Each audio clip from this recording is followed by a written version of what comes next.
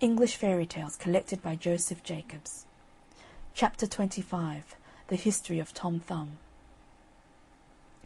In the days of the great Prince Arthur, there lived a mighty magician called Merlin, the most learned and skilful enchanter the world has ever seen. This famous magician, who could take any form he pleased, was travelling about as a poor beggar, and being very tired, he stopped at the cottage of a ploughman to rest himself, and asked for some food. The countryman bade him welcome, and his wife, who was a very good-hearted woman, soon brought him some milk in a wooden bowl, and some coarse brown bread on a platter. Merlin was much pleased with the kindness of the ploughman and his wife, but he could not help noticing that though everything was neat and comfortable in the cottage, they seemed both to be very unhappy. He therefore asked them why they were so melancholy, and learned that they were miserable because they had no children. The poor woman said, with tears in her eyes, "I should be the happiest creature in the world if I had a son. Although he was no bigger than my husband's thumb, I would be satisfied." Merlin was so much amused with the idea of a boy no bigger than a man's thumb, that he determined to grant the poor woman's wish. Accordingly, in a short time after, the ploughman's wife had a son who, wonderful to relate, was not a bit bigger than his father's thumb. The Queen of the Fairies, wishing to see the little fellow, came in at the window while the mother was sitting up in the bed admiring him. The Queen kissed the child, and, giving it the name of Tom Thumb, sent for some of the fairies, who dressed her little godson according to her orders. An oak-leaf hat he had for his crown, his shirt of web by spiders spun, with jacket wove of thistles down, his trousers were of feathers done. His stockings of apple rind they tie, with eyelash from his mother's eye. His shoes were made of mouse's skin, tanned with the downy hair within. Tom never grew any larger than his father's thumb, which was only of ordinary size, but as he got older he became very cunning and full of tricks. When he was old enough to play with the boys, and had lost all his own cherry-stones, he used to creep into the bags of his playfellows, fill his pockets, and, getting out without their noticing him, would again join in the game. One day, however, as he was coming out of a bag of cherry-stones where he had been stealing as usual, the boy to whom it belonged chanced to see him. "Aha, my little Tommy," said the boy, "so I have caught you stealing my cherry-stones at last, and you shall be rewarded for your thievish tricks." On saying this, he drew the string tight round his neck, and gave the bag such a hearty shake that poor little Tom's legs, thighs, and body was sadly bruised. He roared out with pain and begged to be let out, promising never to steal again. A short time afterwards his mother was making a batter pudding, and Tom, being very anxious to see how it was made, climbed up to the edge of the bowl, but his foot slipped, and he plumped over head and ears into the batter, without his mother noticing him, who stirred him into the pudding-bag, and put him in the pot to boil. The batter filled Tom's mouth and prevented him from crying, but on feeling the hot water he kicked and struggled so much in the pot that his mother thought that the pudding was bewitched, and pulling it out of the pot, she threw it outside the door. A poor tinker who was passing by lifted up the pudding, and putting it into his budget, he then walked off. As Tom had now got his mouth cleared of the batter, he then began to cry aloud, which so frightened the tinker that he flung down the pudding and ran away. The pudding being broke to pieces by the fall, Tom crept out, covered all over with the batter, and walked home. His mother, who was very sorry to see her darling in such a woeful state, put him into a teacup, and soon washed off the batter, after which she kissed him and laid him in bed. Soon after the adventure of the pudding, Tom's mother went to milk her cow in the meadow, and she took him along with her. As the wind was very high, for fear of being blown away, she tied him to a thistle with a piece of fine thread. The cow soon observed Tom's oak-leaf hat, and liking the appearance of it, took poor Tom and the thistle at one mouthful.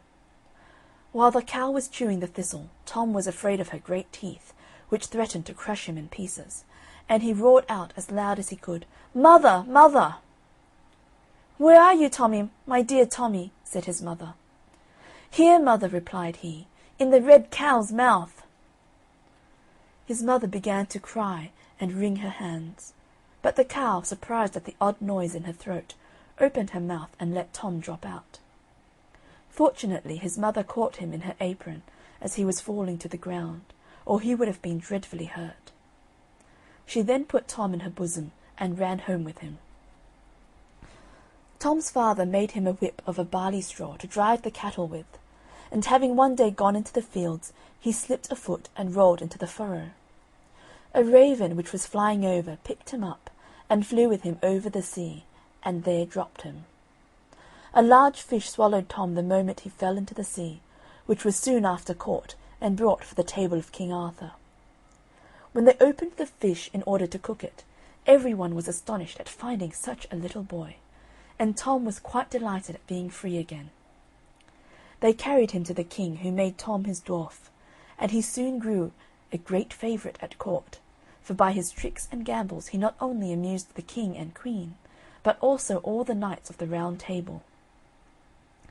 It is said that when the king rode out on horseback, he often took Tom along with him, and if a shower came on, he used to creep into his Majesty's waistcoat pocket, where he slept till the rain was over.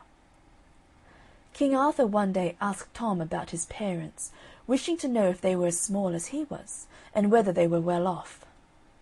Tom told the king that his father and mother were as tall as anybody about the court, but in rather poor circumstances. On hearing this, the king carried Tom to his treasury, the place where he kept all his money, and told him to take as much money as he could carry home to his parents, which made the poor little fellow caper with joy. Tom went immediately to procure a purse, which was made of a water bubble, and then returned to the treasury, where he received a silver 3-penny piece to put into it. Our little hero had some difficulty in lifting the burden upon his back, but he at last succeeded in getting it placed to his mind, and set forward on his journey. However, without meeting with any accident, and after resting himself more than 100 times by the way, in 2 days and 2 nights he reached his father's house in safety. Tom had travelled 48 hours with a huge silver piece on his back, and was almost tired to death when his mother ran out to meet him, and carried him into the house. But he soon returned to court. As Tom's clothes had suffered much in the batter pudding and the inside of the fish, his Majesty ordered him a new suit of clothes, and to be mounted as a knight on a mouse. Of butterflies' wings his shirt was made, his boots of chickens' hides, and by a nimble fairy blade, well learned in the tailoring trade, his clothing was supplied. A needle dangled by his side, a dapper mouse he used to ride, thus strutted Tom in stately pride. It was certainly very diverting to see Tom in this dress, and mounted on the mouse, as he rode out a-hunting with the king and nobility, who were all ready to expire with laughter at Tom and his fine prancing charger. The king was so charmed with his address that he ordered a little chair to be made, in order that Tom might sit upon his table, and also a palace of gold 1 span high, with a door 1 inch wide, to live in. He also gave him a coach drawn by 6 small mice. The queen was so enraged at the honours conferred on Sir Thomas that she resolved to ruin him, and told the king that the little knight had been saucy to her. The king sent for Tom in great haste, but being fully aware of the danger of royal anger, he crept into an empty snail shell, where he lay for a long time, until he was almost starved with hunger. But at last he ventured to peep out, and seeing a fine large butterfly on the ground, near the place of his concealment, he got close to it, and jumping astride on it, was carried up into the air. The butterfly flew with him from tree to tree, and from field to field, and at last returned to the court, where the king and nobility all strove to catch him. But at last poor Tom fell from his seat into a watering pot, in which he was almost drowned. When the queen saw him she was in a rage, and said he should be beheaded, and he was again put into a mousetrap until the time of his execution. However, a cat, observing something alive in the trap, patted it about till the wires broke, and set Thomas at liberty. The king received Tom again into favour, which he did not live to enjoy, for a large spider one day attacked him, and although he drew his sword and fought well, yet the spider's poisonous breath at last overcame him. He fell dead on the ground where he stood, and the spider sucked every drop of his blood. King Arthur and his whole court were so sorry at the loss of their little favourite that they went into mourning and raised a fine white marble monument over his grave with the following epitaph: "Here lies Tom Thumb, King Arthur's knight, who died by a spider's cruel bite. He was well known in Arthur's court, where he afforded gallant sport. He rode at tilt and tournament, and on a mouse a-hunting went. Alive he filled the court with mirth, his death to sorrow soon gave birth.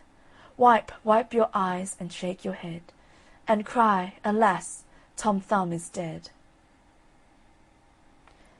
End of chapter 25. The History of Tom Thumb.